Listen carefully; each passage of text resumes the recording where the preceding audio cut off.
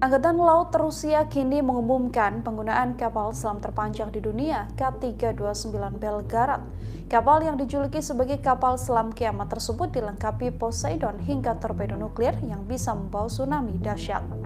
Dikutip dari Daily Mail, kapal selam kiamat K-329 tersebut dilaporkan dipakai Rusia untuk menyerang wilayah pantai negara musuh, termasuk Amerika Serikat dan juga Inggris. Diketahui bahwa K-329 Belgorod telah diserahkan pada Angkatan Laut Rusia pada Jumat 8 Juli 2022 lalu di galangan kapal Sevmas di Severodvinsk. Komandan Angkatan Laut Laksamana Nikolai Yevmenov menjelaskan K-329 ini dirancang dengan membawa 6 torpedo nuklir Poseidon. Ia juga berterima kasih pada Sevmas, Biro Desain Rubin dan seluruh industri militer Rusia karena telah berhasil membangun kapal selam terpanjang di dunia tersebut. Kapal selam kiamat terpanjang di dunia ini adalah pengembangan dari proyek sebelumnya dengan modifikasi yang sangat signifikan.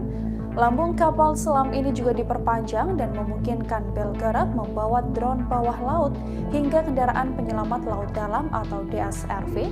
Kapal selam ini juga mampu membawa kapal selam bertenaga nuklir yang lebih kecil seperti AS-31 Losari.